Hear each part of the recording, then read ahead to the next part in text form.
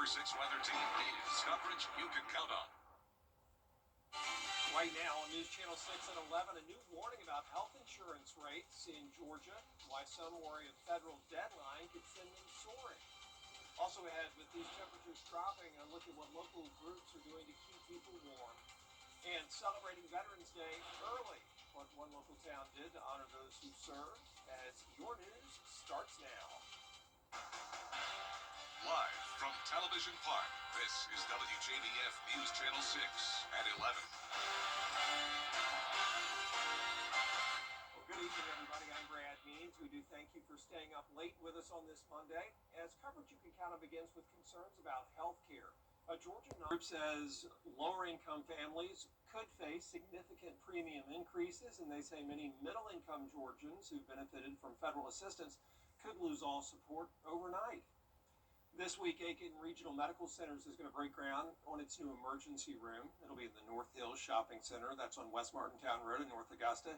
It'll offer emergency care 24/7. Construction should be finished by next fall. They'll break that ground again on Thursday.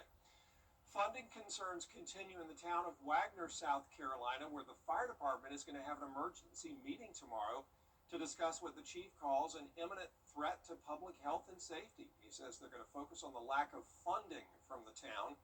That meeting is at the Wagner Fire Department at 6:30 p.m. A local mill is shutting down. West Fraser is permanently closing its Augusta mill at the end of the year. It'll impact about 130 employees. In a recent news release, the company cites timber supply challenges and soft lumber markets as the cause for the closure. In a statement, the company says the closure will impact those employees at the Augusta site and reduce West Fraser's capacity by 140 million board feet. The company also saying it'll provide work opportunities to those affected employees where available. Officers in Scriven County are searching for a man wanted on several felony warrants. He's Dwayne Meeks, last seen on the night of November 9th near Creek Road and Plantation Road. Investigators say Meeks targets homes and cabins, and he steals items including ATVs and guns. Law enforcement urging anyone who sees Meeks in person or on their trail or surveillance cameras to call them. It is time now for a first check of our weather. Our chief meteorologist, Jenna Petracci, tracking the dropping temps. Jenna. Yeah, Brad, it is super chilly out there, and let's start out by taking a look at some snow. A beautiful Christmas-like scene here on our Terry Lambert Hyundai Skyview cam. Of course, this isn't here in the CSRA, unfortunately, for all you snow lovers, but this is up in Gatlinburg, Tennessee, where there is still some snow falling down, especially all across the mountains up in parts of North Georgia, North Carolina, and Tennessee. Now, here in the CSRA, we had the possibility of maybe a few flurries flying around in the sky, but definitely nothing accumulating on the ground. Satellite and radar not showing anything going on here in town. We started out this day at 42 degrees, only climbed up by 11 degrees in the afternoon to a high of 53. That puts us around 20 degrees below average, and we're already seeing those temperatures dip below freezing in parts of the CSRA. McCormick and Aiken, you're both at 31, Augusta at 34, 32 right at the freezing mark in Wrightsville and over in Edgefield. Winds are coming out of the west. We are still seeing a breeze up to around 15 miles per hour sustained.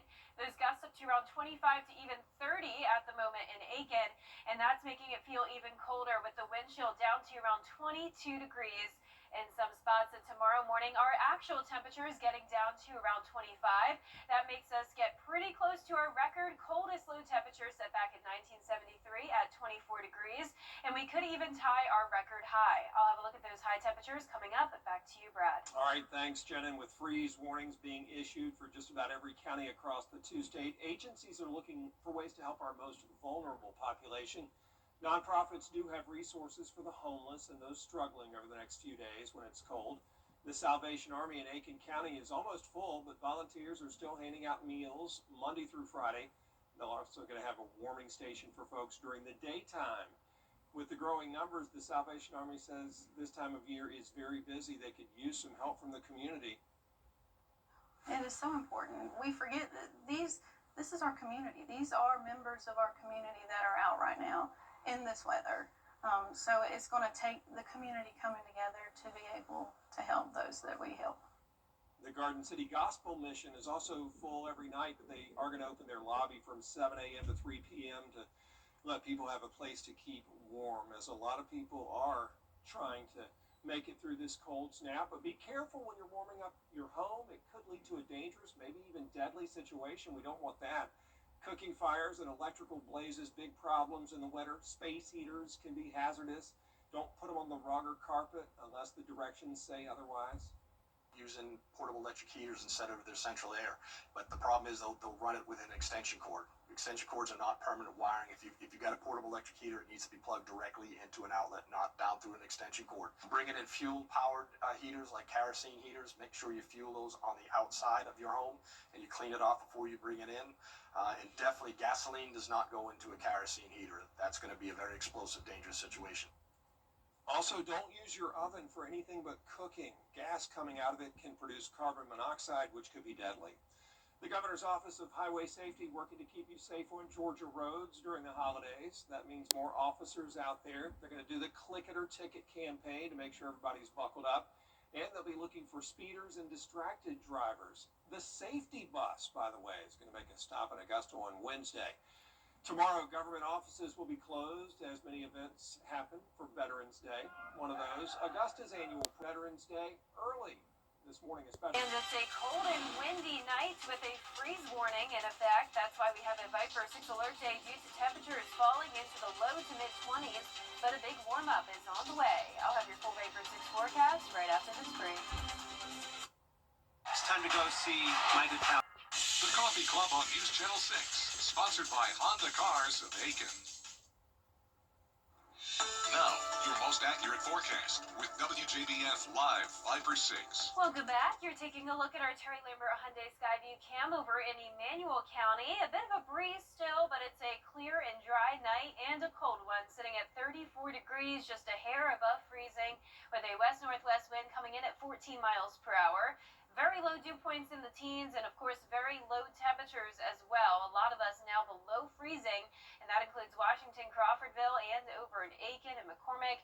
It's feeling like it's below freezing all across the board, though, with the wind chill down to 23 in Aiken, 23, Crawfordville, 22 in Washington before midnight even. So very cold for this time of the year. It's feeling more like January than November, and you can see on satellite and radar we're not dealing with any snow, but there is snow very close by, especially up near the mountains. Now we still can't rule out a few flakes making their way into the CSRA, just flying around, but nothing that would stick to the ground, or really nothing even noticeable. You can see the temperatures are well below freezing up in Greenville, down to 28, a bit warmer along the coastline, above freezing still in the mid-30s, but all of us seeing this very dry air with dew points in the teens, so that's why we're really not seeing a big snow event here. There's just not a lot of moisture around, even though it is very cold. So those winds are also making it feel even colder. Once again, gusts up to around 25 to 30 miles per hour.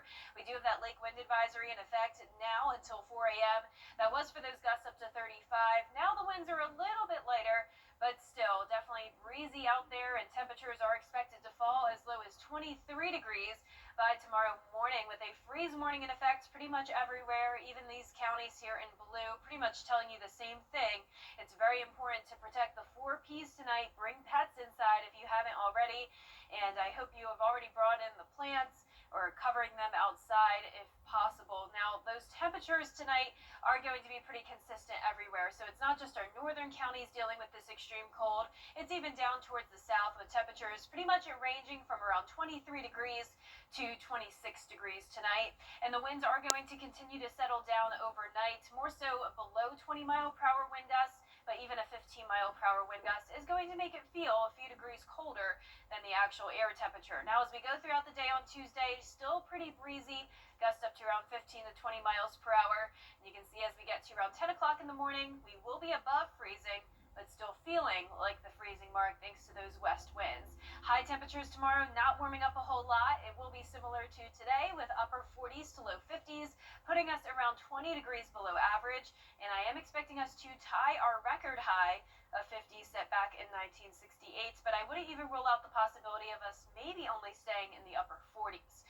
Now, even though this is a very big cool down, it's a quick one. We're going to quickly warm up back to the 70s Thursday, and those 70s are going to be sticking around for quite some time. You can see that here on the 10-day forecast.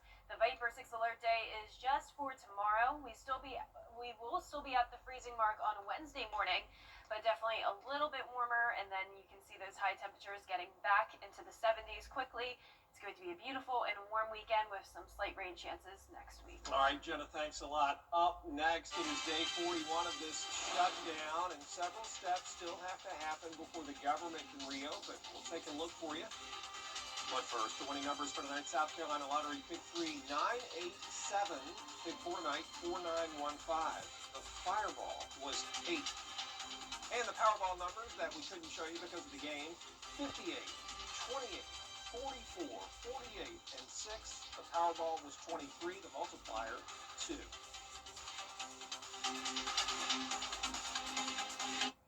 When you download the Hardee's app and join my... All major news coming out of the GHSA. We will let you know how the reclassifications shook out in sports.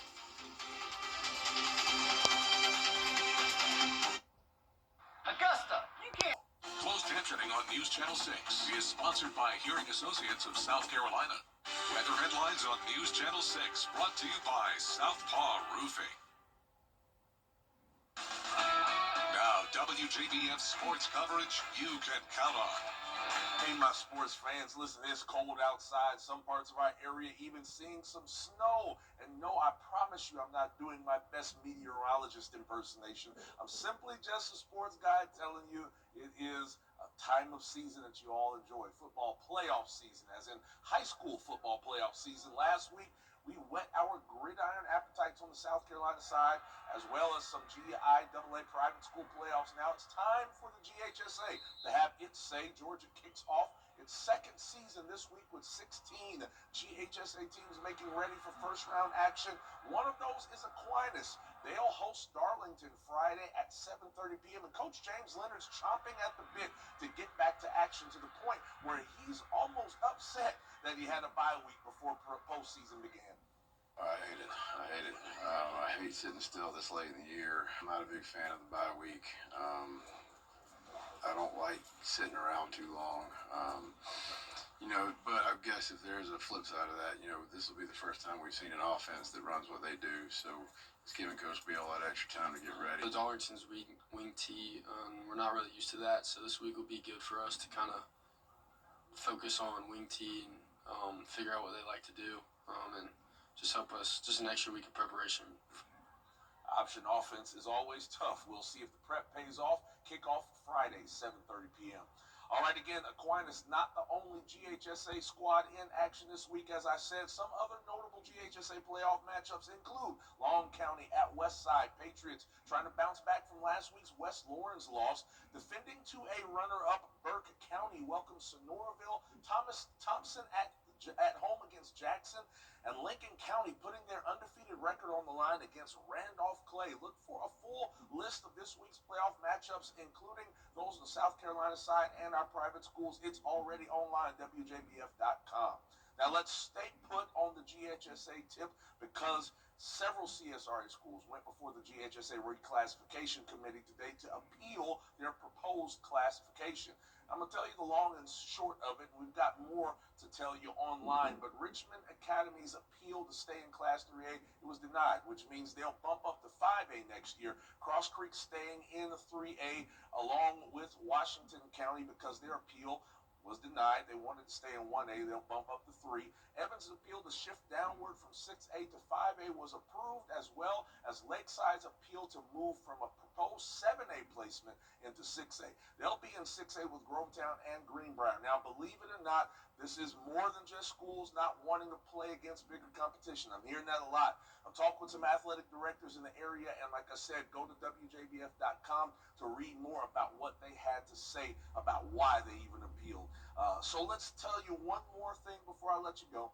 Let's leave you with some good news out of the Atlanta Braves camp. Drake Baldwin, he was tabbed the 2025 National League Jackie Robinson Rookie of the Year. The Braves organization made that announcement Monday. Baldwin captured all but 9 first-place votes from the Baseball Writers of America, which has been administering that award since 1947. Now, here's the fun part. You can commemorate this by marking, look at that, your calendars, Tuesday, March 31st, Mr. Baldwin's bobblehead will be on display at Truist Park when the Braves take on Oakland.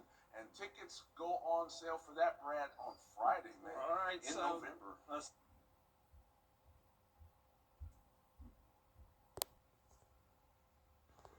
Here's another look at your 10-day forecast. We do have a Viper 6 alert day for Veterans Day just for the morning hours, as we will have a widespread hard freeze all across the CSRA. We're already at freezing or below freezing in some spots, and we're going to drop a lot more than that, down to 25 tomorrow morning, feeling more so like the low 20s and even some upper teens possible. Then we're only topping off at 50 tomorrow afternoon. It will be nice and sunny and dry, though, Tuesday all the way into the start of the weekend. We're warming up all the way to 75 on Saturday, 76 on Sunday, and then slight rain chances next week. be the Creeps, the Wicked Witch.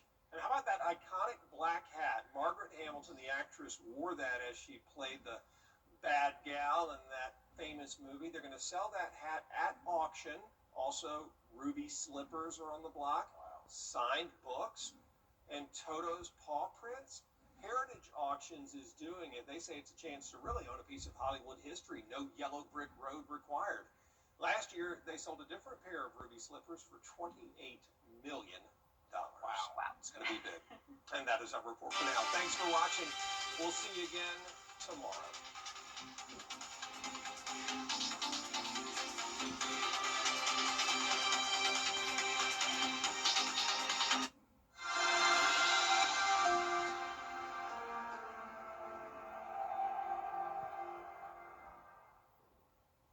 Hi, Suzanne Lily Honeymichael here with Hardwood Floors and More. 40 years ago, we began our journey built on craftsmanship, hard work, and integrity. Then in October 2005, we took a leap of faith and brought our dream showroom to life. Hardwood Floors and More exists because of you, our clients, friends, and community. We are so grateful for the memories behind us and the dreams still ahead. Join us as we celebrate this milestone with specials throughout the showroom. Hardwood Floors and More, so much more in store for you. Augusta University